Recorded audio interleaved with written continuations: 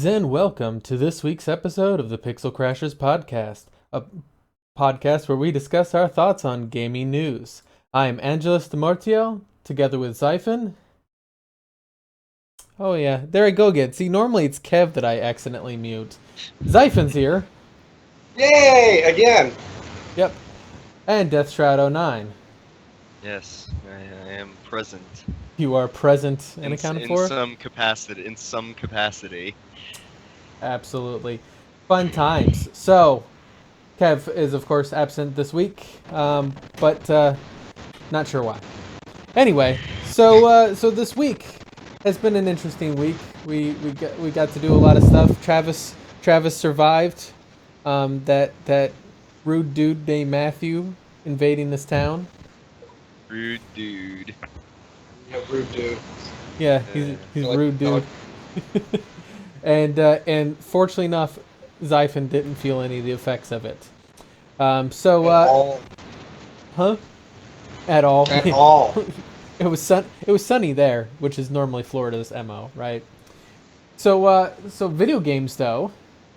So Xaiphen played any new video games this week? No. No. But you did hop back into Mass Effect after a little while, and yeah. And we live streamed it, and you didn't do as badly as I did. So I guess that's a Yeah, I was actually a little bit ahead of you on that. A little bit. I think the last match we had 4 ahead of me on performance. Good stuff. Travis, have you done any fishing? Are you still on the ocean? No. You know, it would actually be interesting to live on a houseboat. I've considered it from time to time. Although, you know, your internet can't be that great. That is true.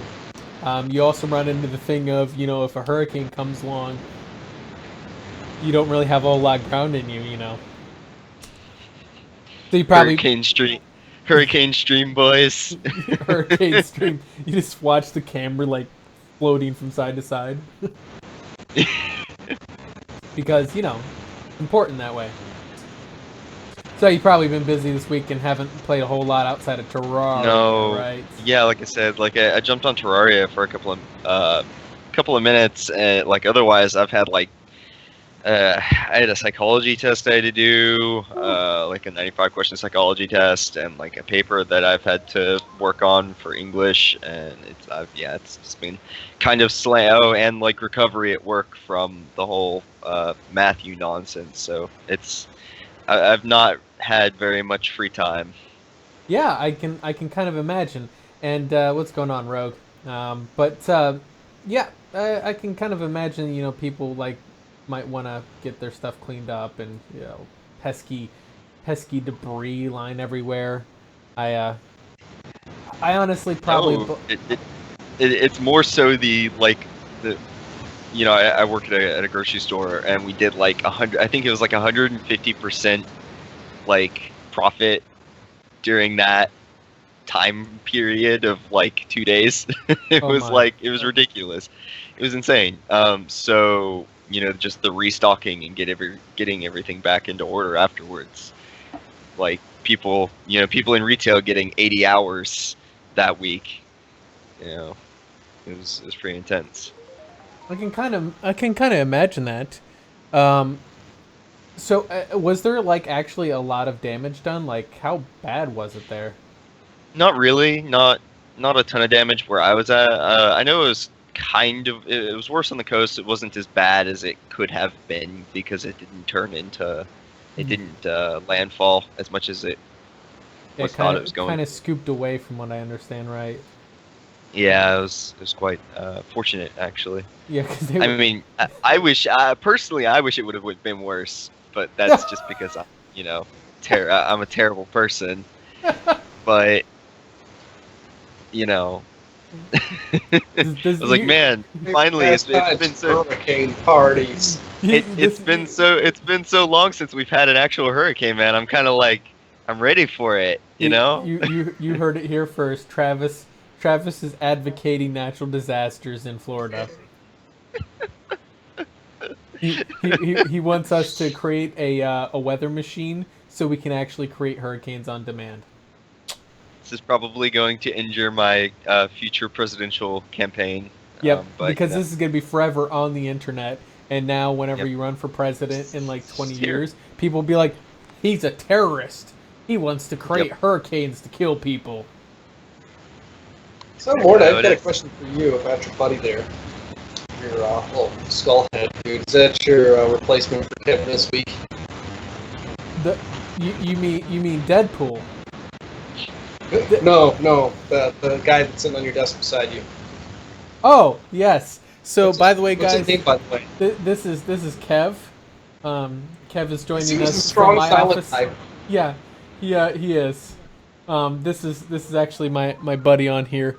He's been joining me for the past several streams. This is my Reaper helped me decorate my office. So I know I've seen him before. I just felt the need to mention something now of all times. yeah, well, it also goes with all of the skulls behind me that you can't see. Shh, not supposed to talk about those ones. It's about the Fifth Amendment. No, I've got my the little bust Reaper here, and then I've got the little Reaper mirror here, and then I've got a little Reaper tombstone up here. Like I said, Reaper helped me decorate my office. It's now edgified, as he called it. Edgified. It's edgified. I'm not really sure. I get what he was trying to do there. Every time I'd ask him why he was making a choice, he was like, "Don't ask questions." And then we just kind of moved on from there. Anyway, so so this week I actually had a short week, both on streaming and everything else, but I did manage to get some good game time in, a few fun games, some Mass Effect. That was good times. And then I also played a bunch of Witcher again, because that game just never is not fun. I did that off stream because I didn't want to fucking interact with you people and stuff. Yeah. No, it was mostly that I was just playing on a laptop, not on stream. Didn't want to sit in my office, I wanted to be lazy. But you know how that goes. Anyway, yeah, and as far as what Rogue is saying, the Stormageddon that the Pacific Northwest is supposed to be getting, some 20 inches of rain and doom and Oh man, that sounds brilliant. I would love, man. That's... except it's been really lackluster. 20 inches of rain. I don't know if any of you guys have seen 20 inches of rain, but 20 inches of rain is a fuck ton. That is dumping buckets of water for days. It's been Really drizzling. bad. We've had a light drizzle for the past day or so. That's not 20 inches. That's not Stormageddon. Stormageddon. Weather people are That's starting perfect. to get... It's sad whenever weather people are getting into the sensationalism business. Don't get me wrong, hurricane coverage has always been kind of sensational. Where you see the weatherman standing out there, the wind is pretty bad. he's blowing away, and you're like, why are you standing there? Why are you? Hey man, that's actually fun. It's bad, but it is. Well, yeah, I know, but I'm just there's debris and stuff flying around. He's like, man, this car just flew over my head. Why are you fucking standing in the middle of a hurricane with cars flying at you? I don't know. It doesn't seem like that was very smart to me. You could be doing all that reporting, you could be outside still. You could still be outside, just not in the wall of the hurricane. Oh. Yeah. Anyway, so that's been a fun bout of nonsense that we've been dealing with up here, and I'm still trying to figure out exactly who thought that was funny.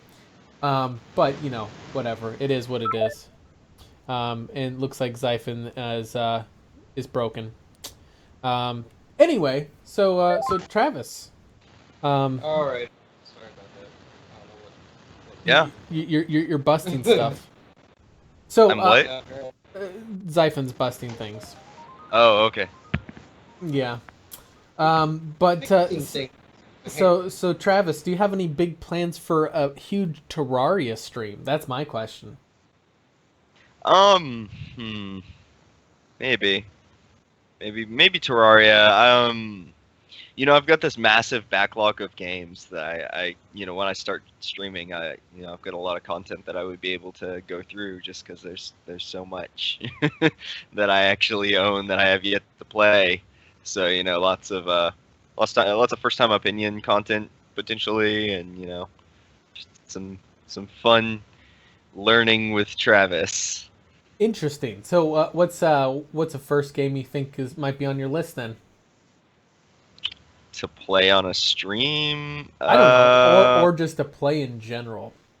To play in general? I've really like Bastion and Transistor are two games that I've Transistor really, is amazing. yeah, I've really kind of put off playing, and I need to get on it. Apparently Stormageddon hit Seattle.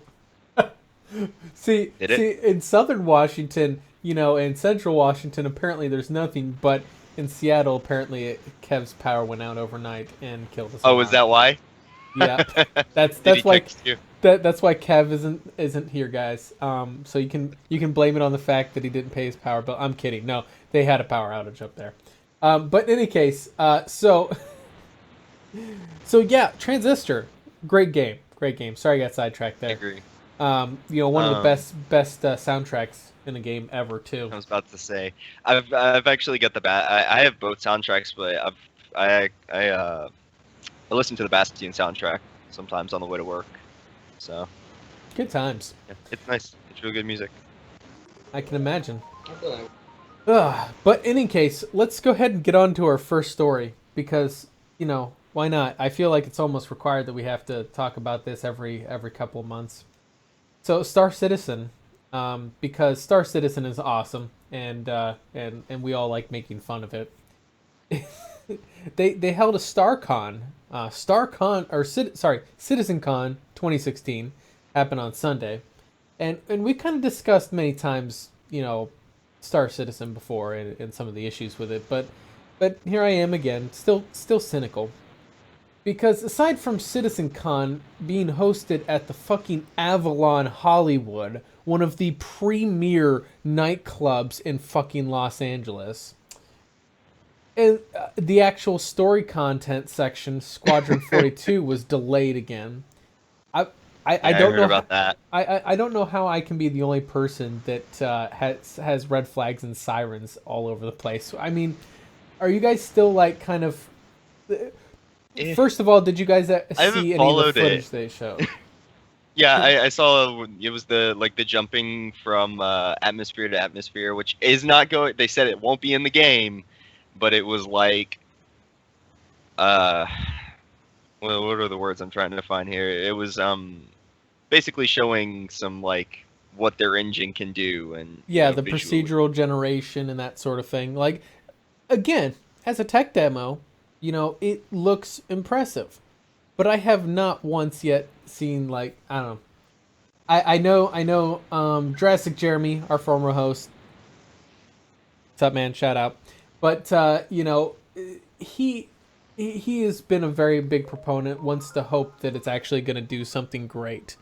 But I still just can't get behind it because it's Like just, he is the opposite of you on the subject of this game. I see the No, debates between the two of you. he is open to the criticism. He's not completely Well, opposite. he's optimistic. You're cynical. Yeah. As far as this game is concerned, I would consider that opposing views: optimism and cynicism. Yeah, it's true. So yeah, he's got the opposing view on this game that you have. Well, and the thing is he's very excited about the game, and it does look impressive when they show these tech demos. The problem is that no one actually ever sees them outside of scripted demos. Which that's the problem I have. Is that it's kind of I really want this game to happen. This game looks so fucking amazing. But we've been here before, right? Yeah. There was a game I guess a few months ago. Maybe you guys heard of it. No Man's Sky. that got renamed One Man's Lie. Because, yeah. That's been the best of it. The part I most love though is I just want to kind of call out Kev here a little bit that he's gonna go play some video games or something when he should be getting his coffee and getting on the stream, so he can actually be a part of the conversation here. Just saying. Apparently he just I'm late, screw it, I'm not showing up. Yeah, exactly.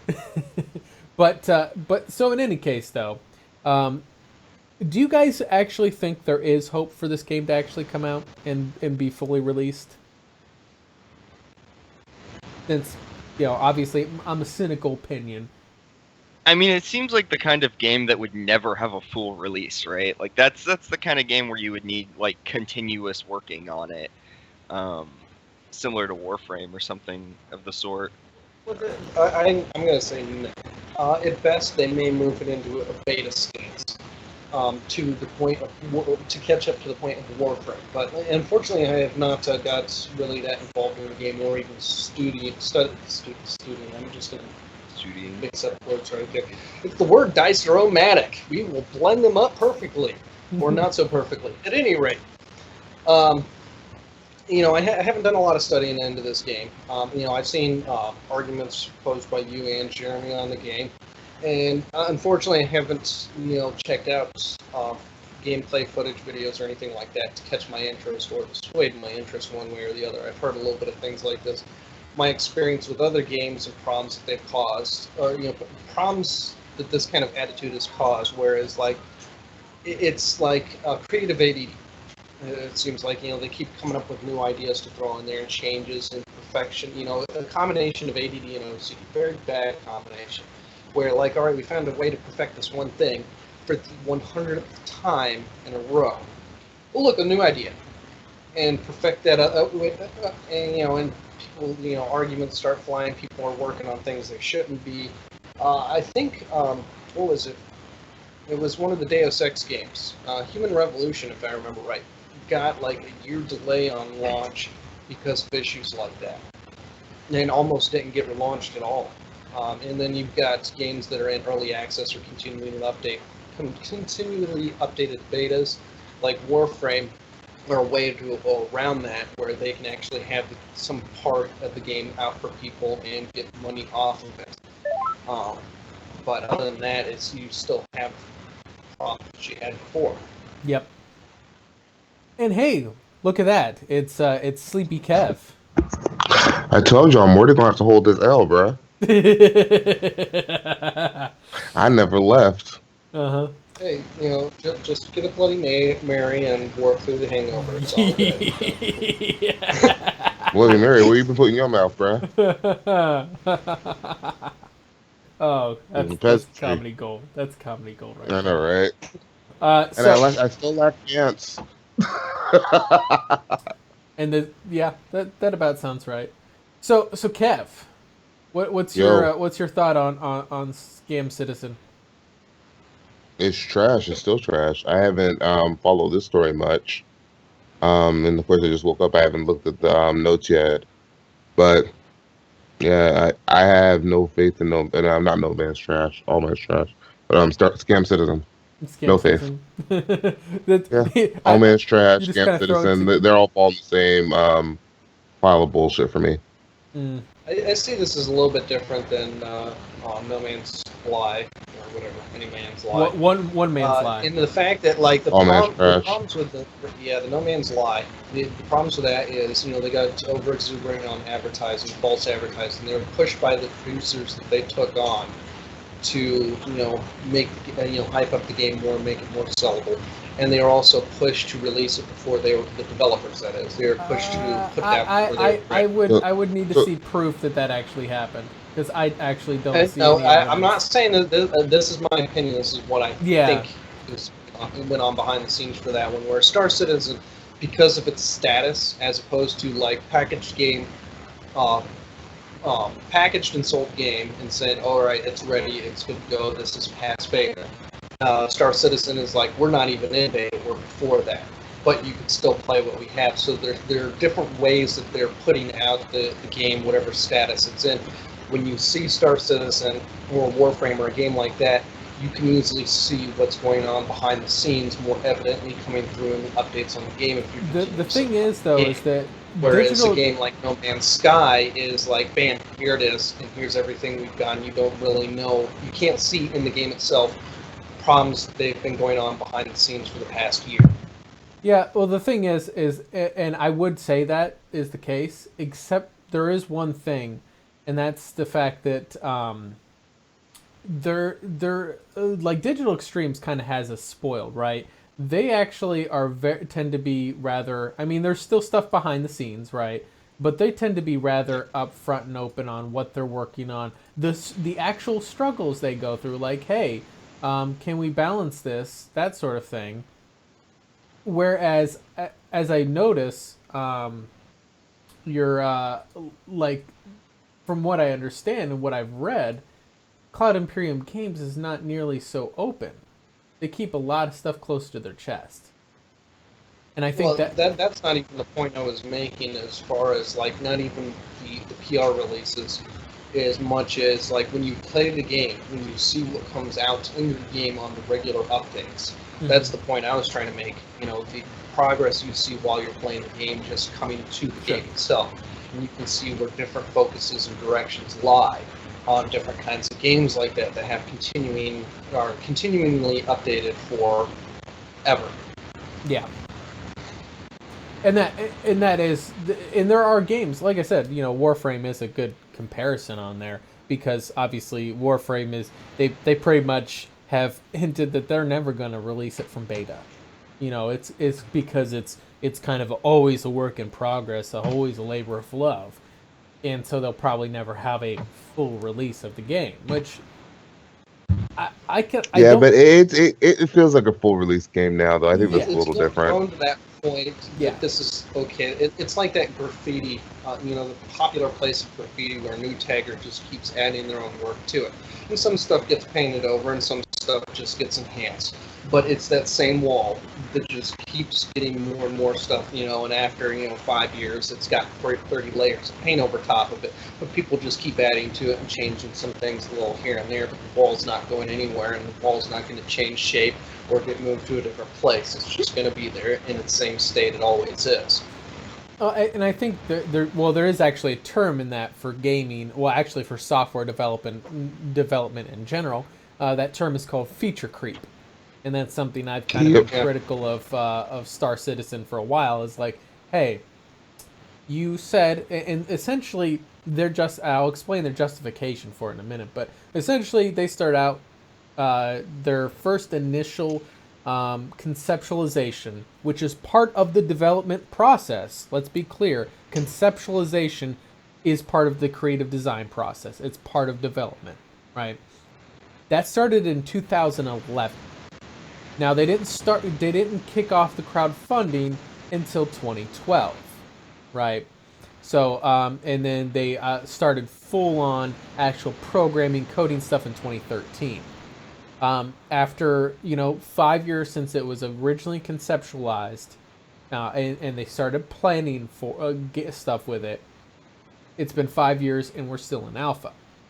Now, their defense of that, their justification for it, is that they at some point asked their backers, hey, we can cut funding here and, keep and just put out what we have, or, we can keep rolling in the dough and just keep going. And people were like, well, why not make the best game you can? Sure, keep the crowdfunding. That was, I think, 2 years ago.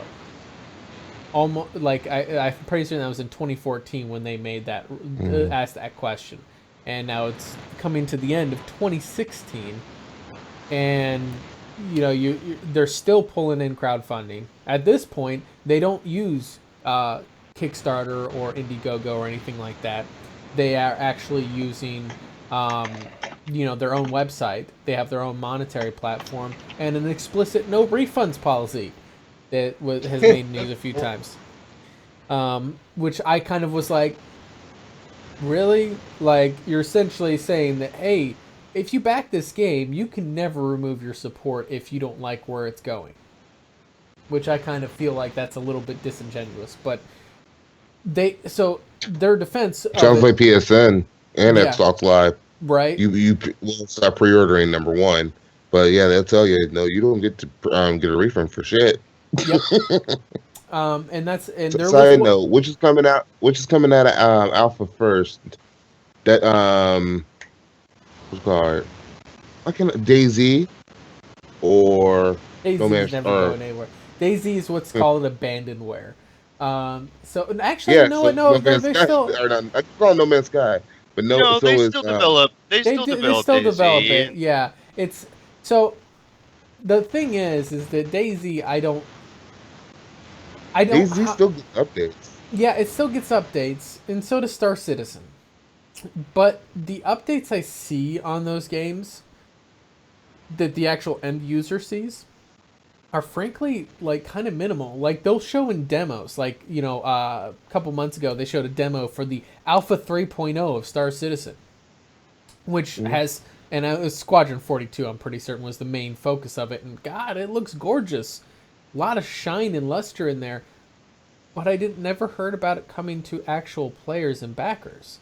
And I was a little bit confused about that. I was like, well, okay, so from my experience with Warframe, right? Hey, we're showing off this new feature, new stuff that we're looking for. You look a couple months later, guess what? It's out. Like you can see, they show do have- Warframe, the only thing that never They do have alpha it's like- build available for backers, I believe. Like They they do have do- some alpha stuff. That you Yeah, can but play. if I remember right, Squadron 42, you don't get all the stuff that they show you in the tech demos. This is now this throws up warning flags for me, right? When you have, and I've seen this happen before, and this is slightly different, but not really. Like when you have a developer that's like, we're gonna have this concept or this world that we're gonna develop a single player game, like we're gonna develop this big multiplayer portion of it, but we're also gonna develop a single player portion of it as well. Mhm. And I've seen it once before, and that was for Kingdoms of Amalur. Oh God, yeah, and that did Where not go well. They're like, we're gonna make this massive MMORPG world, but we're also gonna make the single player portion and give it to people, and Really not. Yeah, kind of crashed and burned. yeah. It's not exactly the same, but Well, I heard You that. know. I heard that one was bad though. yeah. Well, the thing is Amalur Like the was single good. player wasn't bad, but the game itself, like you said, crashed and burned. yeah. So the combat system in that game was very interesting. It was new. It was something that really wasn't done before. It was kind of a new take on the action RPG genre. Where you have actual live actions, not turn-based stuff, right? The Mhm. story was weak. It was which was Mhm. which was really strange. Well, no, not. I feel like it fell flat in like the actual quest design. Yeah. Right, because the writing Yeah. was okay because Yeah. they had what's his name on writing, the guy who did like some of the Elder Scrolls stuff. Hold on. I mean, when has the Elder Scrolls ever had good writing? no, the Elder Scrolls has pieces Oh, okay. of good writing. They had R.A. Salvatore on it, and I believe they also had Todd McFarlane working on like the artwork and stuff. Hmm. But yeah, like the writing was R.A. Salvatore. Yeah, Salvatore. and the thing pronounced is that like now people think that because oftentimes the games of Elder Scrolls feel watered down and convoluted because they're open world sandbox RPGs. Mhm. That's not to say that there isn't periods of good writing in the games themselves. There have been several cases where I was hella impressed with like some of the quest modes. Hell, if we want to go technical into the writing, some of the fucking books in that game were actually damn good. Like in-game books in a game that are good. You just won't let me take Yeah. shots at Nvidia or not Nvidia at Bethesda, will you? Oh no! Oh, you want to take shots at Take all the shots you Bethesda? want, but Bethesda Let's just, Let's start a Fallout. no. Well, Let's go with start at Point special Target. edition. It is, Let's start at fucking shotgunning. Skyrim special edition, and we can take shots at Bethesda all day for being greedy, money grubbing fucking corporation. Yeah, I have no problem with that. See, that's the thing. Whenever Bethesda fucks up, I'm right there. Whenever any of you game makers fuck up, guess what? I'm right there. I'm waiting. That's what I do. It's not great. You just go right into it. Basically, Morty does it as like a Like, part-time whenever- job. He puts 20 hours a Whenever week you screw up. into watching to make sure you There. guys don't fuck up. Yeah, that's what I do. And so I've been ranking on Bethesda for the Skyrim Special Edition fucking thing. It is so greedy. It is predatory. You know, it's anti-consumer. It's like, for real. Like, Anti-consumer, they're giving me a free update. oh no, listen. Right before they It's bad for fucking the announced console. Skyrim Special Edition, mysteriously the Skyrim Legendary Edition disappeared off of Steam. Oh, and then it got broken Right, back but up it's into still, all but it's its still deals. on Humble Bundle. Well, yeah, it's because Humble We talked Bundle about has that last week. Yeah, they had keys already for it, and that's why. But Mhm. the thing is that they wanted to make the original version of Skyrim less financially appealing, so that PC players that did not have Skyrim already would want to buy the special edition, which to me is kind of fucking wank, because it was $40 full price. Talking full price here, not counting the sale. Like, I got Legendary Edition on sale for like $10 or less or something like that. But it was $40 full price for Legendary Edition. That's all the DLCs, everything. Now it's like $65 because it's $20 for the base game plus another 25 or another 45 for all the DLC. $65. Bet you the special edition will come out $60. Eh? It's a good deal. You're saving $5. That's no. But before we were able to save like 50. Exactly. So, and then of course, if you're on Xbox One or PS4, then you have no choice. You get right No fucked on Vaseline, that. bruh. Yeah, you get right Yeah. fucked. It's like, hey, by the way, oh, you want to upgrade to the new console? Guess what? That comes with an extra price. Not only do you have to pay for PSN and Xbox Live, but now also you have to pay for all the games that you already bought all over again. That's how this generation is gone for these consoles too. Yeah, it's Remaster after remaster. and you know what? I've never been a huge now. If for example, a hardcore remaster like Final Fantasy VII, this is almost it's actually more of a remake than a remaster, but they're calling it a remaster. That's fucking worth it, because that's several generations back. You want to remaster Morrowind? That's several generations back. You want to remaster Morrowind? That's Yeah. Give it to me, please. I'm so on remasters. It depends. Like, I like it because it goes back to letting you play the games that are older. Mhm. But at the same time, I'd rather just have backward compatibility. Well, the thing is that oftentimes with remaster, now with Final Fantasy VII, like I said, that's more of a remake than a remaster, because they're rolling in the Crisis Core and Dirge of Cerberus storylines into Final Fantasy VII, which were tributaries to that game, but they're rolling those all into one, which I think is pretty fucking awesome. You're essentially making giving us the whole story. You know, at this point, it's kind of looking more like a remake. I'm okay with that. That's worth it, you know. But whenever you outrightly fucking tell me that you don't want to remaster Morrowind because it's too hard, that pretty much tells me that the only reason they're remastering Skyrim is because they want something that cheap that they can turn around and make pure profit off of. Because I guarantee you, it's like I don't know exactly the amount of time they have to do to upgrade it to 64-bit, but I guarantee you that it's very minimal process compared to redoing, say, Morrowind.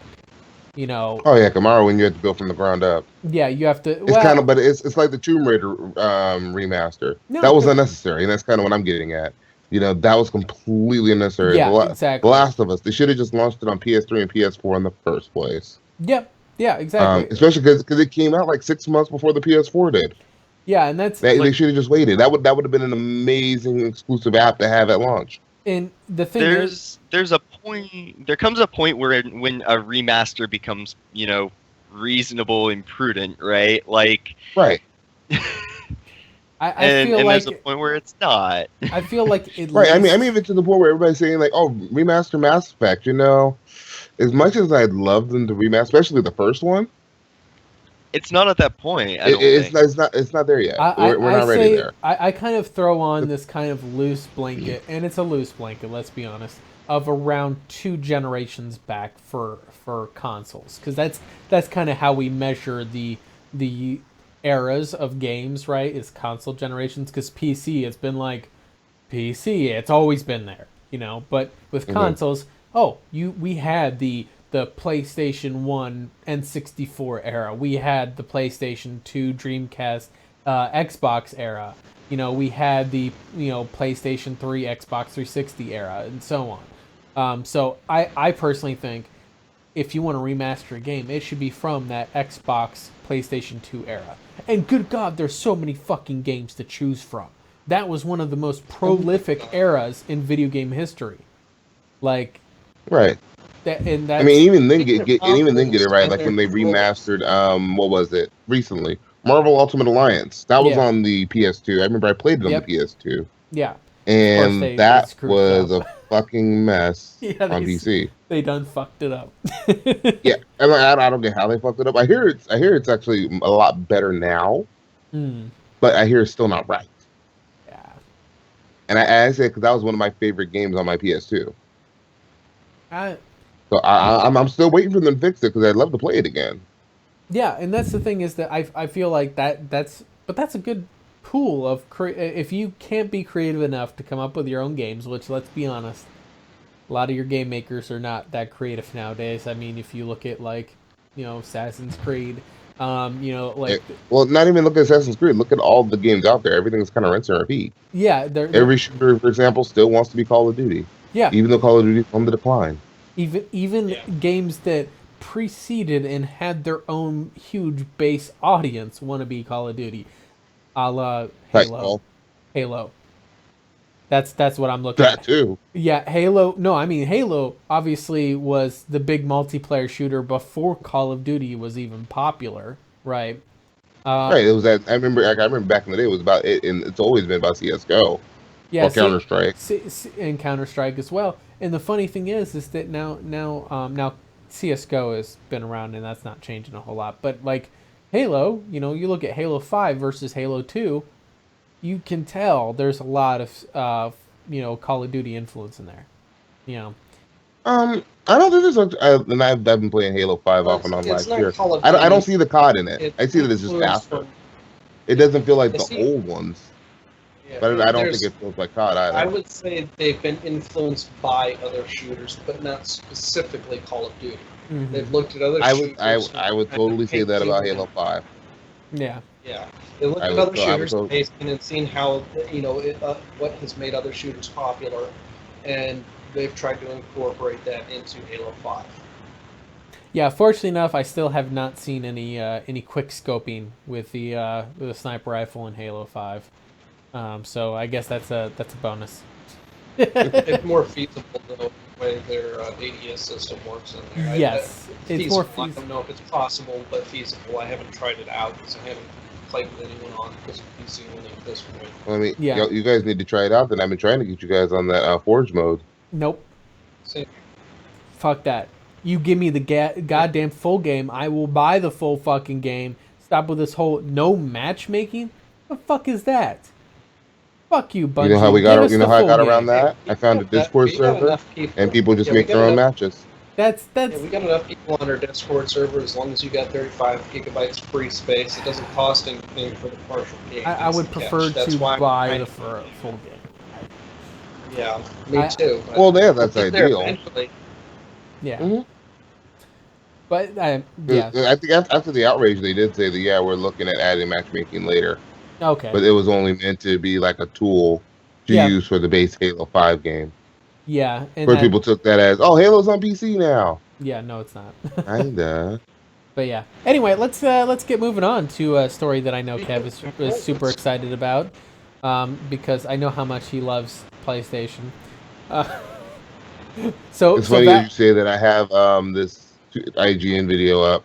yeah. They're showing the PlayStation 4 version of Rise of the Tomb Raider in like an original PlayStation case. Oh God. But Actually, it looks kind of cool. yeah, well, I mean, Valve made two very interesting moves this week, or interesting announcements, I should say. The first one was having in-depth support for the DualShock 4 controller, which Glorious. is actually kind of consumer friendly, and I'll give that a thumbs up there because it actually, puts DS4 directly in competition with their own Steam controller, which I think that's great. Now, what do you I guys? love this idea because.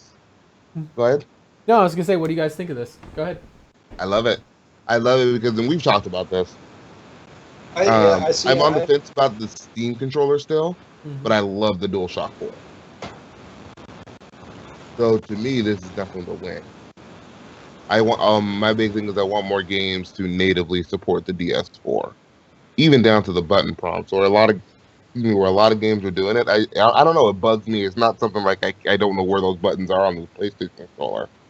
I just want to see it on the screen because it bothers me to know I'm playing the PlayStation controller and I see Y instead of triangle. I I've don't know never why really it been a bugs me. massive fan of PlayStation controllers personally, so I'm not quite as invested in this.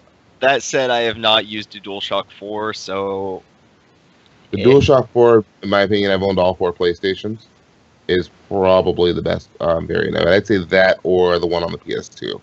Yeah, The- but like looking at Yes. pictures, it's still a PlayStation Well, controller, and it so doesn't here's the seem to thing. fix the inherent issues I have with I'm a big PlayStation controller controllers. player here, so I've kind of gone through almost all options. The PS4 controller is actually the only one I've not got my hands on. Aside from that, everything else. The PS3 was great in a mobile gaming environment because it was very small, lightweight, easy to pack and go. PS4, That's from my actually what I understanding, is hated about the big. PS3 controller. Yeah, That well, was so that small. was its best advantage is the portability on it, and of course, good battery life for that portability too, with that lithium ion. For they were unique in that factor at the time. The PS, I see Valve's opening up options is only beneficial. And there's a story that we don't even have here. I don't know if it's something Mort wants to say for later when it's more solidly confirmed on Valve's prototype VR controller. They're So, what?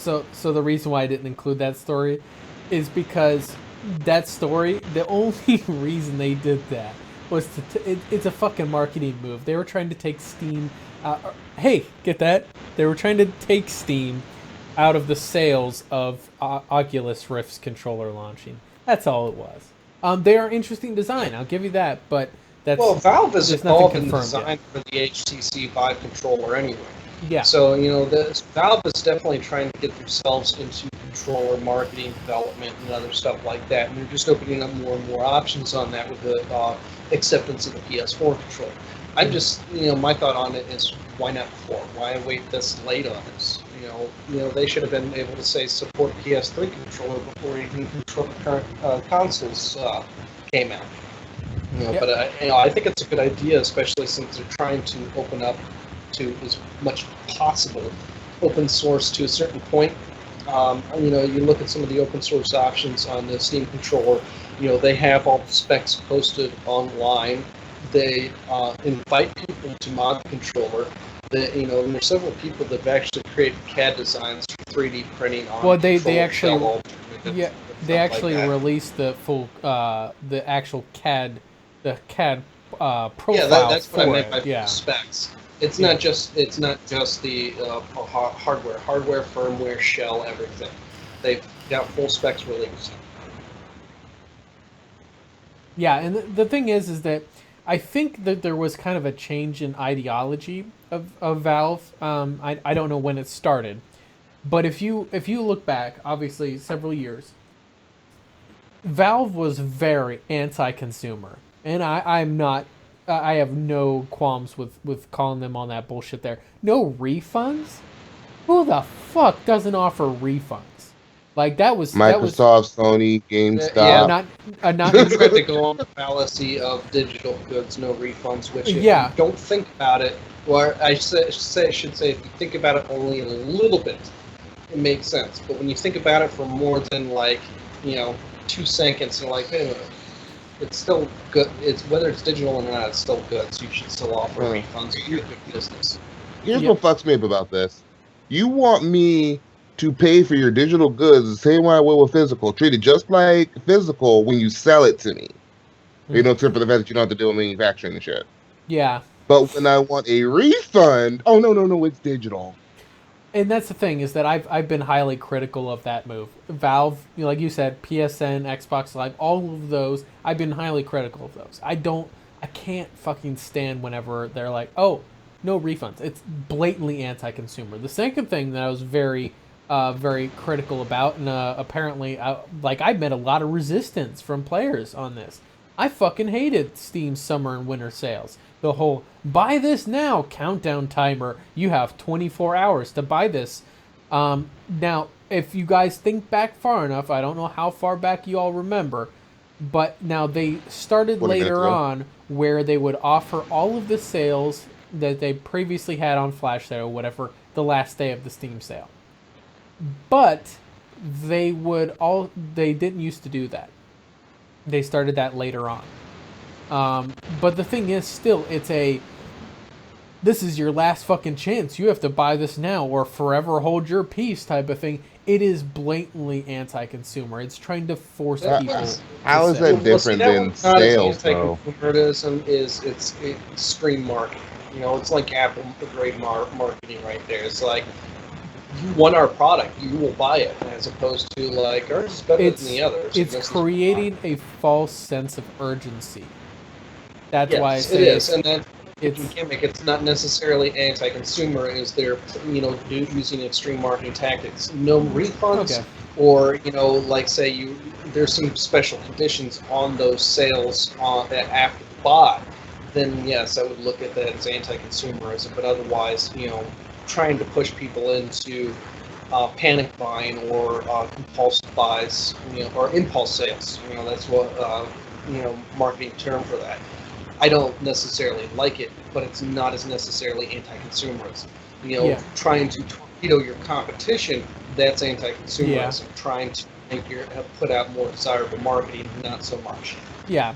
Right. It's not like they're still not forcing you to do. What they're trying to do is incentivize you. They're trying to build hype for this sale, which that's good marketing. I don't think it's good marketing. I guess anti-consumer isn't the right word. I guess and I'm not going to go so far as to say it's actually unethical, but I will say it's ethically questionable. Because I don't think it's ethically questionable because they're not really lying to you. No. See, ethics don't necessarily mean they're lying. Ethics just mean they might be doing something a little bit dirty. Shady. Yeah, something shady, which imposing a false sense of urgency in people is a pretty shady tactic. It's something that fucking used car salesmen use, for God's sake. And those are if you're talking ethically questionable. Now, they've gotten better over the years, but once upon a time, the greasy used car salesman was used as a bastion of the most underhanded, dirty fucking sales tactics imaginable. One of the things they would auctions more or less set up as more or less gambling.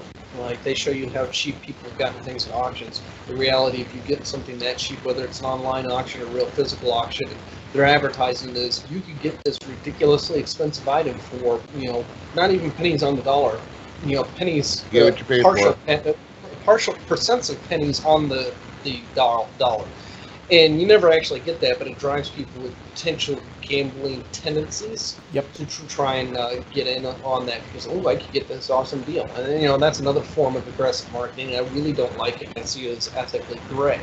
But it is not necessarily anti-consumer, again. Yeah, like I said, I wouldn't even call it straight unethical because there's no ethical standards that have been set, but it is not something that, if an ethical standard has been set, that determines if something's ethical or unethical, right?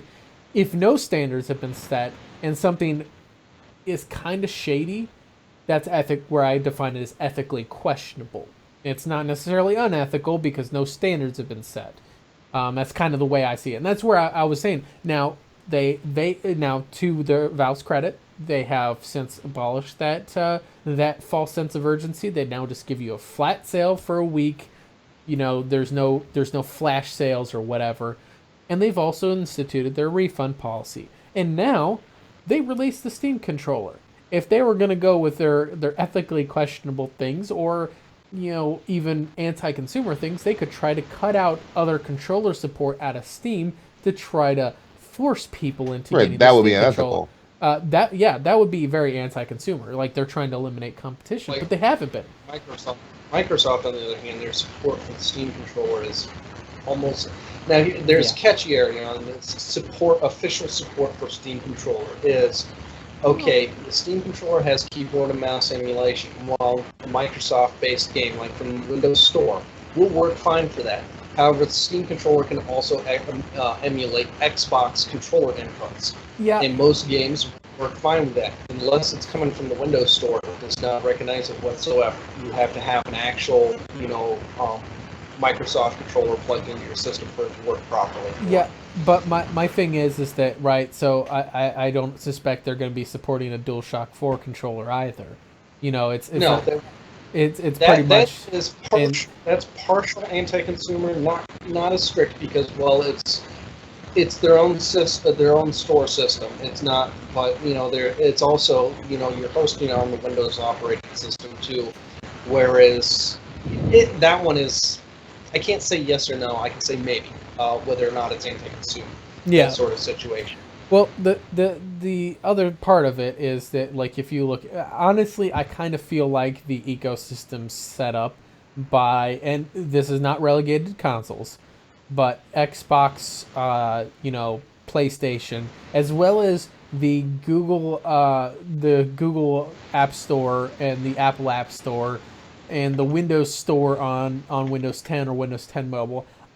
To be frankly honest, I feel like those are pretty anti-consumer because they, as a distribution platform, because they block out anything that they're not making money off of, right? So, or not. That's not the right way to put it. They're essentially blocking out any other application platforms. Well, oddly enough, when it comes to Google, and this is because they've received a lot of heat from the EU. As far as I know, I don't know if you can get it directly from their store, but it is very overly easy to install an alternative platform, like, say, the Amazon App Store on Android. However, you look at it the other way around, Amazon has their system, like if you have a dedicated Amazon device, their Fire or whatever their tablet is, it is completely locked up. Like, you have to hack and crack the device, put a custom operating system on there to actually get Google's software on them, other than Android itself. Yeah, now that's through side loading, and yes, I must redact that because Google Amazon has side loading up on that, as far as I know. Yeah, but if you look at like the Apple App Store, Windows 10 Mobile, Xbox Live, PSN, they all are lockdown ecosystems where you can't sideload anything, right, without cracking and hacking the device, which is not something that normal end users can do. A Windows 10 Metro system or a Windows 10 mobile system versus PC, where you have Windows 10 desktop. Well, you've got, like, looking at the games environment, you've got Steam, you've got Origin, you've got GOG, you've got a whole bunch of options, and I think that's why Steam is trying to open up and be less anti-consumer in a lot of their things, is because they're getting driven with tougher competition, because a lot of the AAA title producers have their own launchers out there that their games are getting pushed on, so Steam's being forced to keep up. And of course, you've got another alternative competition with GOG. It's like their dedication is to put out DRM-free content all over their platform too. So Steam is getting driven into trying to be a little bit more of an open competitor because of all of the platforms out there and their different styles. Honestly, I kind of feel like it's mainly GOG, right? Because GOG is honestly a huge threat to a lot of the incumbent platforms. But if you look at like other platforms, like the prime example I always make on blatantly a platform done wrong Now, I've been critical and approving of EA for several things. Like, for example, Why? they've been doing refunds the whole time. That like they didn't need, like, Steam took them forever to do refunds, and Origin was doing it the whole time. But where Yeah, I'm Origin critical, been doing it. where I'm very critical of Origin, is the fact that they lock a lot of certain games to their launcher. And the way I kind of put it is, this tells you everything you need to know about Origin. If your games were available in multiple distribution platforms like Steam and GOG, would people ever use Origin? Honestly, this is why I wish everything was available on all of those platforms. Yeah. I mean, you can get a lot of the games on Origin, but you can't get everything. And yes, actually, I actually really like Origin as a platform. Yeah. Instead of competing, it's kind of like the console exclusivity argument, right? Instead of trying to compete based on like, oh, I have this game that I've kept within my, my specific platform. I've held it hostage, so you must come to my platform. Actually compete based on the merits of your platform. Yeah, exactly. And that's kind of where I'm at. It's like, that's the determining question. Is that now Origin is not bad. I don't have that many complaints on Origin. Honestly, there's things that I like better about Steam or Steam Origin, whatever. I personally wish that GOG was more prolific. I want GOG to succeed more because they seem to be the most pro-conservative of all the platforms, and that's where I feel like Steam feels the most heat, right? And that's why Steam is trying to make a lot of these very open choices, like supporting a direct competitor in the controller market. Is that they're trying to say like, hey, see, we're friendly. It's trying to build this image, which it's not bad. I mean, as long as they... It goes both ways. And I think, GOG is, like we said, the most consumer friendly, but I think mostly because of the anti-DRM thing. Which, even then, like, for me, and I've talked about this, I still prefer Steam, even with the DRM. CD Projekt Red, in general, is one of the most pro-consumer companies in the gaming world. Because it's not just about GOG. Yes, GOG, DRM free, all that. But if you look at the way they did their Witcher 3... refunds. Huh? I think you get like up to 2 weeks to refund the game. Yeah, you got 2 weeks to refund. I know I've gotten refunds from GOG before. You can get a lot longer than that to get refund the game on GOG. You've got 30 days to refund the game on GOG for the original payment, and then you have any number of months as long as you talk to the person within a year to get it refunded on credit. Damn. And that's GOG is awesome. I cannot speak highly enough for them. Granted, their credit is on current system set up for their credit is that credit is only good for a year. Tell me you're not going to want to buy another game from their site within a year's time. Yeah. Actually, I might not want to. I haven't bought a game from GOG in probably about a year and a half. Well, the thing is, that point where like get a refund system. This is something else about GOG is, hey, I buy a game off of GOG. Like, for example, I bought Witcher 3 off of GOG because it was on a really good sale. And they're like, oh, sweet. Hey, by the way, here's the game on GOG. Oh, by the way, here's also a Steam key if you want to go ahead and put it on Steam. Just because you bought it here, you shouldn't be locked to this platform.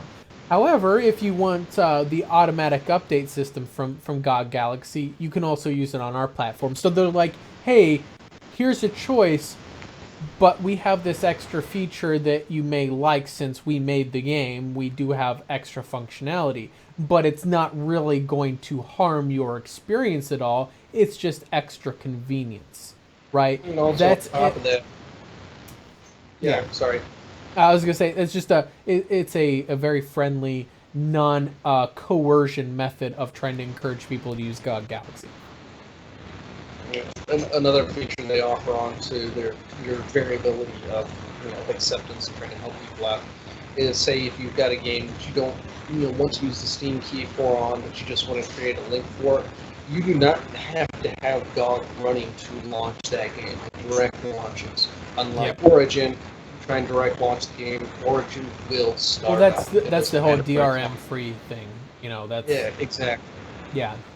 So you can uninstall GOG and you still have that game on your system. You're good. If you want to, you accidentally delete it, load GOG back up, download it again. It doesn't matter, and then go back to uninstalling GOG if you care.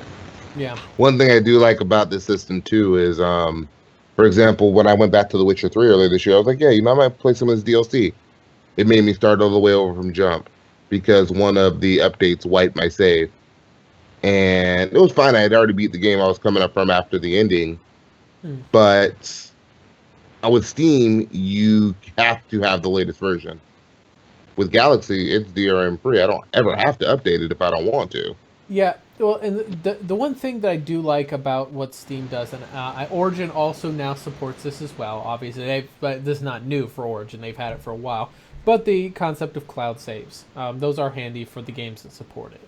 Like one of the things I've always been a fan of, like what game was? I just loaded up Dragon Age Inquisition after doing some changes to my computer, and I didn't have the saves there, and it's like, oh hey.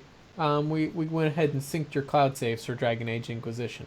That's kind of a standard feature on PC now. Everyone does that. Especially if you A lot of back and forth. I think GOG might be the only one I think that doesn't, and that's probably because of their DRM stuff. Yeah, it's because they don't have a mandatory link into their system. In order for cloud saves to really work, you kind of have to have that mandatory link into the platform. It's just there's no real way to guarantee stability otherwise. But yeah, as we've sidetracked enough, let's go back onto Valve and new things they announced. Kind of in their second big announcement of the week, Valve announced a partnership deal with Samsung to integrate the Steam Link into certain Samsung TV models. This comes on the tail end of Samsung previously partnering with Sony to bring the PlayStation Now game streaming service to select Samsung TVs. Anybody else noticing kind of a big picture here? Samsung, Sony, Valve, and who is not involved in this? Microsoft? Nintendo? No, Nintendo. who's the other major player both on the console and PC front? So it's that I said Nintendo kind of tongue in cheek, by the way. Yeah, nobody cares about Nintendo, right? But no, are you guys kind of noticing that we might, like, there seems to be some backdoor dealing against, not necessarily backdoor as in underhanded. I mean, just like some kind of temporary advantageous team ups against Microsoft. No, I mean, I just don't think it's happened yet. Steam and Microsoft have always had a rather rocky relationship, have they not? Yeah. I mean, let's be honest here. It would be unprecedented. Gaben also said the PS3 was a waste of time. Gaben also said that he wanted to go to Linux because he felt like Windows 10 was an abomination, and that it's disgusting how they're trying to muscle out other gaming platforms. Except that hasn't happened. At all, not even close. Yeah, so as a matter of fact, Phil Spencer has said several times that he wants to try to open things up to make it better. They just need to re-engineer some stuff about the Unified Windows platform to make it more open. So you know what they could do to fix it? Just put their games on Steam. Yeah. I think the problem I have here, like in the UWP, I can use it. It's okay. I've been using it for years. The problem and Forza, but the problem I have with it, the biggest one, is don't reinvent the wheel. Like it just doesn't work that well. Like I was talking about last week, I was getting errors trying to reinstall Forza 6, Apex, and Killer Instinct. Well, the thing is it's a really, there's a certain jankiness to the UWP that I'm not the biggest fan of. Like, for example, I understand that there's a sandboxing system on there, which they claim is actually as a method of kind of anti-malware. But let's be honest, part of it is actually a certain type of DRM system. You can't crack UWP apps so far as yet. So, yeah, and that's the thing I have. Yeah, but when you spend so much time worrying about who's going to crack your game, you don't spend anything. You end up in turn not spending enough time making sure it works well for the people who bought it. Exactly, and that's my issue. But That's I, but my thing is that it kind of does interest me, that Valve is teaming up with Samsung. Like, first of all, the idea is actually pretty fucking novel. I actually am impressed. That makes me consider buying a Samsung TV where I might not have before. I think LG was in my top consideration. Now Samsung might have gained some points because hell, I don't have to buy a Steam Link. Now, for someone who doesn't own a Steam Link, it's interesting to me. Whereas Kev, you already have a Steam Link, so it's really, eh, you know. Oh no, actually, I like the idea because I like less stuff. Like I'm looking at a smart TV now. Mm-hmm. Partly because I need a bigger TV. I bought too small. Yeah. And in part because I'm tired of having to go through the consoles. It's like I'd like to just be sitting on my couch with my TV remote. Hey, go to Netflix, go to Hulu. And I could do that right from the show I'm watching. Decide I'm tired of watching whatever sports team I'm watching getting their ass kicked. Well, I can switch over to Netflix. As another, and I've had a smart TV for a while, and that is useful. But one of the things too is that with those Samsung TVs, they also probably the same models that'll have the Steam Link will also have the PlayStation Now functionality in there as well. That's already been out on select models of TVs. But my thing on there is that that way you as a PlayStation owner can eliminate a lot of your excess components in your living room. You just have the Samsung TV, and then you can do game streaming for PlayStation Now. Although that one, internet. There's not a lot of PS4 titles on there. Yeah, that's so kind of my issue. that would still keep me on my PS4. There's some, but there's not a lot. It's mostly still PS3 games. Yeah, but I do think it does. It definitely increases the value proposition of a living that room TV, player. Yeah. And especially, and I can still play some of those Lost games on my PC too. So, PlayStation Now is on PC. Yeah, well, it is on Play. Although there's no actual app for it, it's web based as far as I understand. So no, there's an app.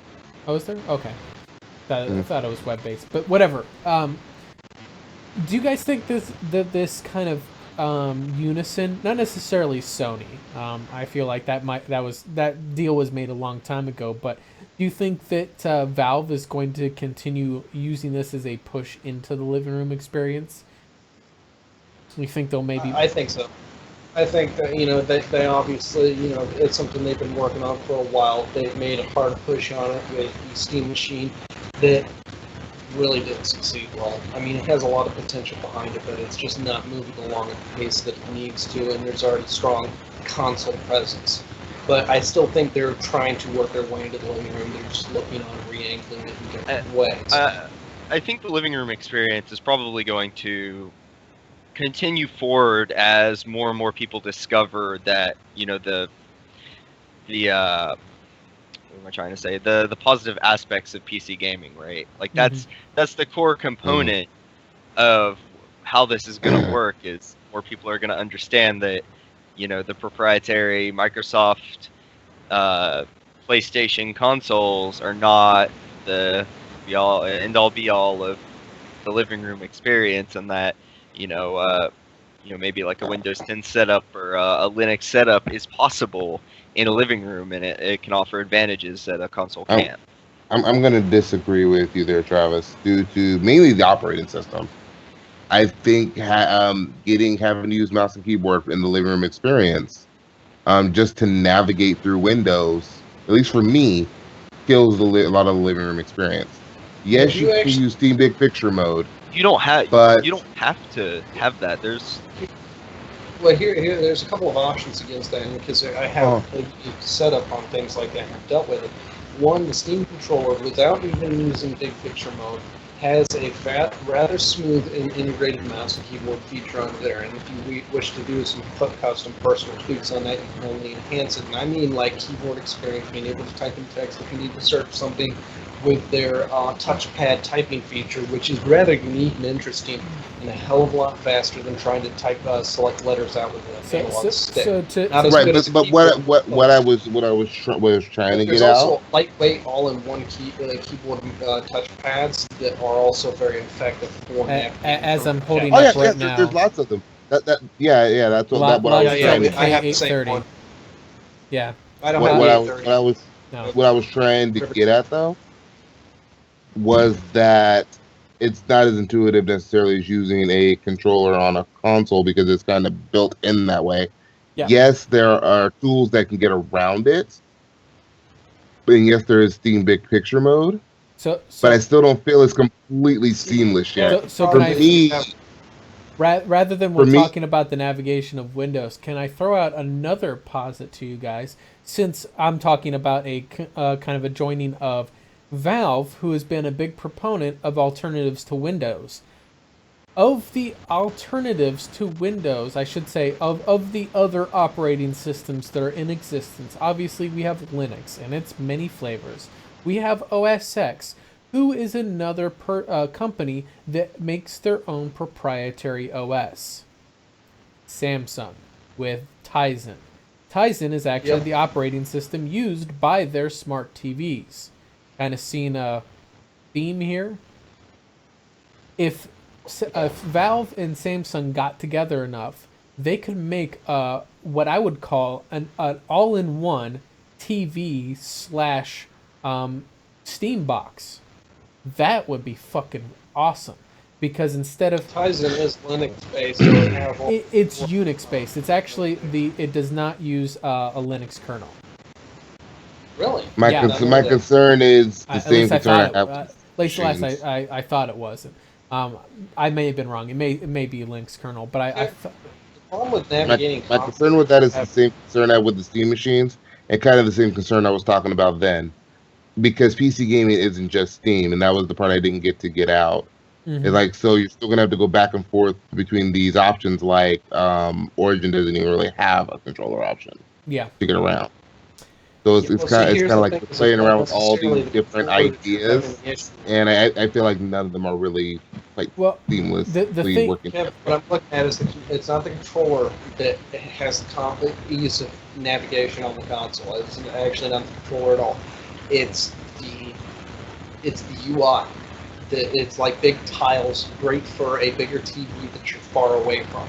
Whereas if you have, your PC, your desktop look, it doesn't matter whether you're using a controller to navigate or a keyboard on any system. Your PC, your screen is used to being such and such size and this close to you, as opposed to like your smaller TVs at this point in time are considered, what I have, 43 inches, considered a smaller TV, but you're looking at a minimum of 10 feet away from that thing.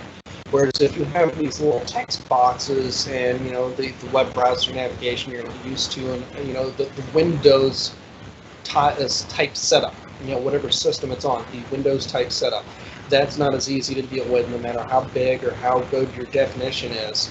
Yes, you can see it fine, but it's still just not as easy to navigate from 10 feet away. Yep. And I also point in there that a touchscreen type interface system like Android, for example, would also be equally as frustrating to use, because there's certain ways the interface would run where scrolling through it, say with a controller, using controller as the example of controlling it, or a remote control, also another, it's a similar type thing. You're using a D-pad, a directional pad, or a joystick to browse through menus, right? Mm-hmm. When you're looking at a TV interface, living room interface like Xbox or smart TVs for that matter, they tend to gear them to be easily browsed with a D-pad. Smartphones are designed touchscreen, and obviously PCs are designed with mouse interface in mind. Well, where I was going with Tizen is Tizen originally started out as actually an alternative to Android, but it kind of never took off because they couldn't get traction against Android and how big it is. But they ended up adapting it to their smart TVs. It is actually now a TV optimized interface. With that said, The problem you have, what you were saying is that you were phrasing it as in browsing between different launchers. Now, yes, Origin. Between different launchers, between different games, Yeah. the experience in and of itself, which for me personally on a console is kind of a big deal too. Yeah. It can completely turn me off on a console. Example, the PlayStation 3. Mm-hmm. That was one of the biggest problems I had with it, is that it was just slow and it was a pain in the ass to navigate through, and it really turned me off on it, made me not want to use it. That would make me not want to use a PC in the living room too. I've been set up in the living room, and it made me put it right back on my desk. Yeah, and the thing is that I feel like now, obviously in this instance we'd be talking Steam, which means they would probably have, if we were talking an actual Steam Big box built into the TV. Yeah, Not a Steam Link, but a full out Steam box. Full out Steam interface. GPU, CPU, all that Yeah. good RAM, all that shit. Exactly. At that point, you would have the normal smart TV interface with your Netflix and your Hulu and all that stuff, and then you would have Steam also. You'd launch Steam, download your games, etc., etc. It would be an addition. It would be a program within the TV's interface that's already present. So the TV, Tizen in this case, would act as the operating system instead of Windows. Now, the trick you have there is not it. The big problem I have is not necessarily Origin. Now, Origin could be added to that list, and then you could. They just need to optimize it for controller interface, right? The problem is, though, is that then we're talking the same reason why Steam has difficulty getting traction outside the Windows universe: Linux support, right? And as Osiris will probably be the first to chime in and say something on that regard, because he's a big proponent of Linux gaming. Until either Linux support becomes more prolific, or we devise a very solid Windows emulator to work in Tizen, I don't feel like that the market is really ready. Like they would really buy into an all-in-one TV/Steam box. It's a good idea. Right, yeah. I just don't think we're there yet. Like in terms of the technology too. And I was thinking about it as we did it too. Cooling I think would be a problem for a TV like that. Because TVs can already get kind of warm. I guess you can work around that though. Easy. I also worry about something like a hard drive. Like, what if we want to swap out a hard drive? What if our hard drive goes? Are you going to let me pop open my TV and swap out a hard drive or add hard drives? What if I want to put an SSD in there? Are you going to give me those options that I'm used to having with PC gaming? The quick swap components like that, say a hard drive. You remember the hard drive mounted on the PS3. I can't say for the PS4 or Xbox One, but the PS3. Oh, PS4 is simple swap. It has a little panel right on top. You just slide it open. You slide it open. It was more or less. It was a dock style mounting for the hard drive on the PS3. So you could set up that same type of thing on a TV. Depending on the size of the TV, how thick you want to make it, so on and so forth, would determine whether it's 2.5, 1.8, or 3.5 inch size drive. Either way, you could set it up in a dock style where you pop a switch like pulling a battery off your laptop. You slide one switch to the sides, push another switch, and it ejects your drive for you. You just have to make sure the system's, and have to have a power off, state to be able to pull that into the operating system. The main thing is that I would concern about, you could easily have modular components in there.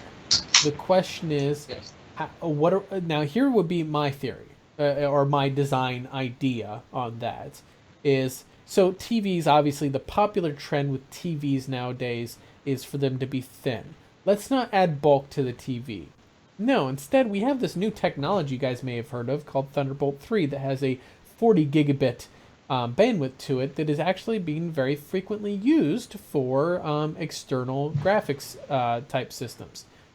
You could actually do that or more, or even a straight like PCI type interface in the base. You could even have it sold as an additional accessory where people don't have to have it. You've got your smart TV, bam, done. Then you have a base that you plug the TV into, big wide base, like something you would normally set on an entertainment center or whatever. that has the dock on there. Now, obviously, it's very popular for some people to mount their TVs on the walls, or they have the entertainment centers that have the actual like mounting brackets on them to mount the TV in a floating type design. That's where my design kind of goes a little wonky because I haven't figured that out. I literally just came up with the idea just now. So, but having a TV base that the TV, docks into and have that be the Steam box, you could then disassemble the Steam box, swap in and out parts. It essentially acts like a mini ITX PC. In fact, that literally could be the platform. A mini ITX PC that just has some kind of interface built into the top of it that the TV could dock into for a... hell, it could just be a fucking video cable or whatever. You could just have it be as a display monitor. I don't know. Point is that there are a lot of options for it. But as I said, the main thing is with Tizen support, and that's kind of the issue, is that you would be dealing with potentially Linux support problems. And that's unfortunate. Even worse still, because like Unix core has less popularity, or the kernel has less popularity to a certain extent than Linux kernel does. I think, unless I was wrong, and Tizen is actually Linux kernel. I can't remember which. Like my original reading on it is they actually did a lot of it. Was not only Linux kernel, but they did a lot of rip-off elements from Linux. They did, but it's changed a lot. The term rip-off is relative to source, as long as they don't make it too much like Android and still try to sell it. The thing is that Tizen originally was conceived before Android rose to popularity. Everybody was kind of looking at building competition to iOS, right? Samsung previously was using Windows Mobile, like with the Omnia 2 was like their top dog, and that was what introduced the swipe interface format for keyboards. Brilliant design. Windows Mobile was still junk, but the keyboard, use was nice. But once the iPhone came out, it was like, oh shit, this is a lot better. So everybody kind of went to the drawing board to figure out stuff. And Tizen was the original conceived design from Samsung from that. But Android hit popularity, so Samsung was like, you know what? We'll put that back burner, that Tizen thing, and then just take on Android because it's open source, it's free, whatever. They've tried to pull a push more times locally with no success. When I say locally, I mean South Korea. Your mic audio is really dropping down. It has been since I've been here. It's just been blurry like the whole time. It's or staticky. Getting lower and lower. You're starting to sound like you're whispering. I think you just need to yell very loudly into your microphone. Like maybe put the microphone inside of your mouth. No. Yeah, we'll have to figure out the audio stuff anyway. Anyway, I do think we've kind of talked on that one. I want to try not to run over too much today. So let's go ahead and move on to our final thoughts for the day here. And Travis, now that your camera's now moving again and you're not such a stoic, unmovable force, i.e. frozen, what's your final thoughts for the day? I don't know, man. I've been having so many issues with my internet today. Is it because the internet company's also swimming down the Atlantic? I mean, that's possible. So basically, Xaiphen's the only one here that's safe. That's what I just got from this. I thought Matthew had been coming past. I mean, I wouldn't put it past him to have monopoly on international waters, Things, I'd imagine. Welcome to ISPs, everyone. The source of all evil in the first world. But let's be real. ISPs are pretty much evil, up there with Apple, up there with Microsoft and Sony and Nintendo. Oh, they're worse. Hey man, Trump. I was about to say, man, you're being tough on Microsoft and Apple. Yeah, like man, honestly, Microsoft and Apple. I think they're all in the same boat. See, look, Trump too. Microsoft got their hands slapped from fucking bundling Internet Explorer with Windows. I shit you not. So everybody talks about their antitrust suit. Do you guys actually remember what the antitrust suit was about?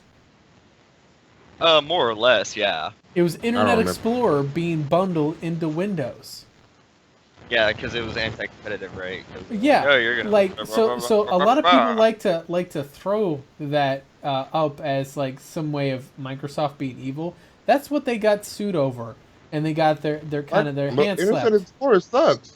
Well, yeah, no, Internet no, Explorer is there to install Chrome. no. The thing is that it's still in America. It's still largely there. In the EU, they have Windows N and Windows K. Windows N and Windows K are two different variants in packaging of Windows. One doesn't have Windows Media Player. That was another thing that the EU smacked them on, and the other doesn't have, doesn't have like a couple other things in it. But those are But they're all open source. It's open source software. I can't put whatever the hell you want in there. yeah. That the thing is you can download and install other media programs. But that's the point. Is that that's what they got smacked down about. People like when I liken ISPs, I actually consider it more like the Bell system, circa what was it 1980s, right? 1982. Yeah, 1982 is whenever the 8-year long court case against the Bell system, also known as Ma Bell, was finalized, and they started the plans for the divestiture of the Bell system. That's what I think needs to happen to a lot of these fucking ISPs, is we need to break them the fuck up into smaller regional ISPs so they have to compete with each other more. As opposed to Time Warner having the fucking Northeast on lockdown, Comcast having most of the West and Southeast on lockdown, and then They just pretty much CenturyLink. stay out of each other's way. Yeah, they pretty much stay out of each other's way. Any competitor tries to move into town, they'll fucking lobby the local legislatures to block And destroy you. any new guys coming into town. Like, they are like, people think of monopolies. Like, the Bell system was a nationwide, actually, it was an international monopoly. The Bell system had US and Canada on fucking lockdown. That's why it was such a big deal. And we don't have that today with Comcast, but come on. They really... And the whole thing with Comcast owning NBC Universal, come on. Like, that's such a fucking conflict of interest. Yeah. There's so many conflicts of interest. Didn't one of them try to buy Hulu too? No, Hulu is a joint venture between NBC Universal, Fox, and I think Viacom. No, Viacom's not in on it. It's Fox and another group. Actually, is a joint venture between them to start Hulu, which I actually am okay with. That is not like anything shady or anti-competitive. My problem is that then they tell you, like, when you want to watch, say, like a broadcast show, oh, you have to have a cable subscription. So that's depending on who, right? So as far as I've seen it, CW, ABC, and like most of the network cable stations or whatever, those guys are almost all, hey, some of them you can watch for free without any kind of subscription. Some of them require you to have the Hulu. I find quite a few of them do. At least one of the ones I try to watch. Yeah. You might be able to watch this week's episode, but don't miss last week's. Well, now then there's the other stage of it, the ones that usually require Hulu Plus. It's the last 5 episodes, which drives me the fucking nuts, because if I'm not up to date on that show, well, I'm fucked, But Yep. I don't know if that's because of some deal with that particular station, or if that's due to them just trying to mitigate storage problems. I don't know.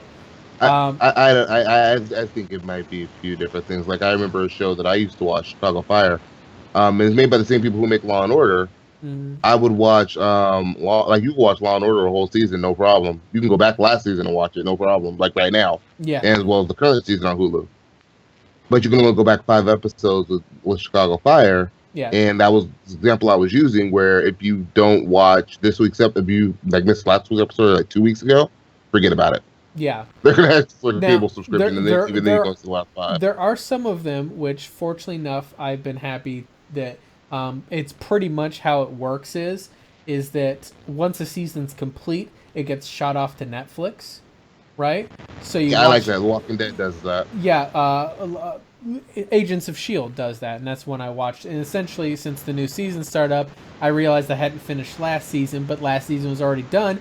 It's up on Netflix. I went up and finished season 3, and now I'm watching season 4 on Hulu, which they only have like 3 episodes out. By the way, Ghost Rider is on Agents of S.H.I.E.L.D. Just want to throw that out to you guys. I still haven't started Agents of S.H.I.E.L.D. I still haven't started Luke Cage.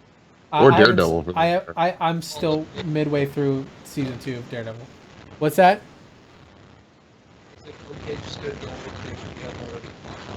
We can't even hear you, bro. Yeah. It's really bad. Bad news. Bad I just hear bears. static. Yeah, the static's overwhelming him. But yeah, I Final think thoughts. I think Go over. I think he said it's good. So anyway, so Travis said his ISP sucks. That's no surprise there. Kev agreed. That's his final thoughts. Kev's final thoughts: that Gears of War is still glorious. Gears of War. Still glorious. I'm getting ready for Battlefield, and I'm still finding time for Overwatch when I can. Gotcha. I went back on Overwatch last night for the first time in a couple weeks because I've been playing other games, and I held the L because we got our ass whooped. We were in a 6-stack. It did not go well. And Xaiphen's final thoughts is that that the blue snowball, the blue snowball ice is $50 on Amazon right now.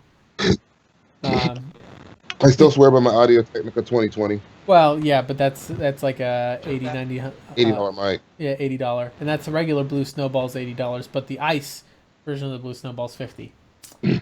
So, yeah. Also, shout out to my college for finally getting me my degree and all my paperwork to go with it. It only took them, 4 or 5 months. He's a college graduate, guys. That means he's smart. Something like that. Still looking. I might go get my master's. Baiting. Yeah.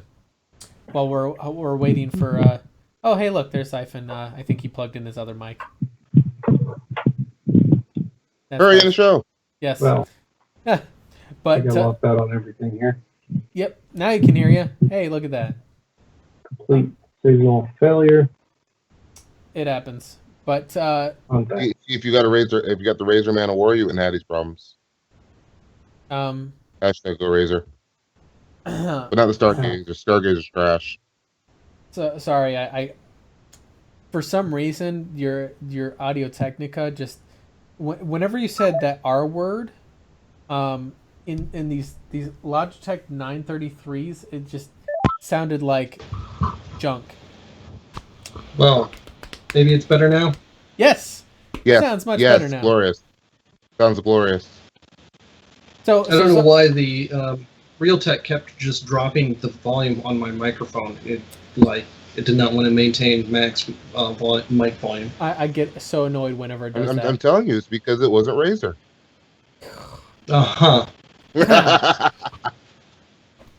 Yeah. So by the way, just so everybody's fully apprised of the situation, Kev's the Razer fanboy. Xaiphen is the Cooler Master fanboy. And I have 2 Cooler Master products. I have 5 Asus products. Let's go with Asus. Asus Cooler. He's Cooler Asus fanboy, and I'm apparently the Logitech fanboy. Logitech. Because I've got the at this point I have the G933 headphones, the G700 mouse, the K830 keyboard. The G13. God damn, what else do I have? Oh yeah, the C920. You have webcam. only 2 more Logitech products than I have. I've got the webcam, a mouse, the all-in-one keyboard, another mouse. There's another Logitech something or another I have floating around here. I can't remember. I have a C920. Yeah, that's about it. Don't forget those too. Oh yeah. You have the 720 as well. The controller. I don't have the controller. I have the controller. So you've got one more Logitech product than I have. Okay. I have the wired variant, but it didn't. The wired. But Kev has 9 more Razer products than the rest of us combined. I think I might have 9 Razer products total. Yeah, I think I had 1. I got rid of. I That was the have same 6 control. Logitech products. Anyway, final thoughts. Hi, everybody. Yes, you're tuning in now. We're at the end of the podcast. You missed it. 9 a.m. Pacific time. You should join us every Saturday. Aside from that, Kev has a very skewed viewpoint on his peripherals. Once they all start breaking, then he'll cry about it, but that's okay. Year end, Yeah. they're still good. Yeah, but in any case, though, obviously I've updated the link notes down below the video here if you're watching this on VOD on YouTube or live on YouTube. So we now have Kev's Twitch channel down there, and Xaiphen's Facebook page and his Twitch channel down there. Oh, yeah, because Xaiphen started streaming again. I saw him Yes. streaming last night. Glorious. Yes, Yeah, he did. I've got 1 or 2 regular streaming times. Absolutely, Thursdays for about an hour and a half. On Thursdays, 6 p.m. Eastern time, because I'm on the East Coast, people. And then Friday. See, but I can't join you because that's at 3 and I'm still at work. Yeah. Then there's the Friday night, Saturday night, usually starting at around 10 Eastern time. Yeah. Okay, I can join you for some of those. Those ones are a bit more of a maybe. I'm trying to get more regular on those. The most regular I can do right now is Thursday, and then the podcast Friday, Saturday night. I'm going to try and get that a little bit more regular, at least one of them steady. Yep. And then Kev is gonna be starting up a permanent 24-hour day, 7-day a week live stream of his bedroom there. So you guys. So he's going to start. Oh no, just with my Razor products. Oh yeah, sorry. He's gonna point the camera at his Razor products. 24 hours a day, 7 days a week. Razor stream. You guys heard. So it here 24 hours of garbage. Kev's gonna start reporting the news. The news. Yes. And You didn't hear me say that. And then No, I didn't. Wait, because I took my headset off. just wait for the moment of spontaneous combustion, right? You know, it'll be a Yes. great Yeah. time. Exactly. I'm still waiting for Travis to ascend. Yeah, we're still working When on I- that one. Thou who does actually- not descend that cannot talk shit. When I actually build Oh my my. when I actually build my PC, I will start streaming. I will. Hashtag Travis is getting on Twitch. Eventually, and then we'll get him set up with that. But obviously, so I updated all of those links, and Xaiphen will be streaming and all that stuff.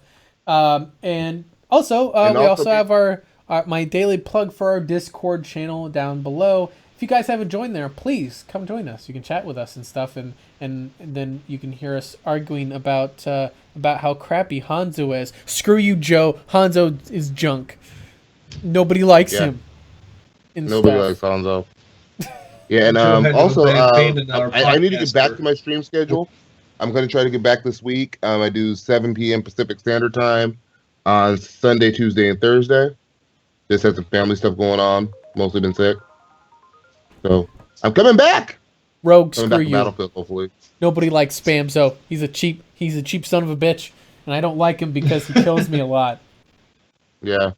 It's all about Junkrat, baby. Junkrat and Diva. So I'm playing the shit out of Symmetra while I can until she's completely reworked, and then I can be like, hey, look, see, I liked Symmetra before she was cool. Hipster fucking Symmetra player for life and shit. I can't play Symmetra. Like I stuck with her. I am same here. I'm horrible. Not that I'm great at that game anyway. It about sums up. Yeah, I'm Kev's actually general play I'm style. okay at the game. I'm kind of decent, and I still am terrible with Symmetra. He wants you to think he's good. He just can't play any support characters, i.e., you're suck at the game. If you can't play support, I go can back play- and I go play back Zenyatta. and, go back and play your fucking Call of Duty. If So you can't play play Zenyatta. support, what good are you? Yeah. But I play No. Zenyatta and Lucio. Not as Uh-huh. much Lucio, but I play quite a bit of Zenyatta. Uh-huh. How many hours? Right? Not a lot. I have to look. Of course, I play the DPS more. I play better at DPS. Everybody wants to play the DPS characters because they're the more fancy and glorious ones.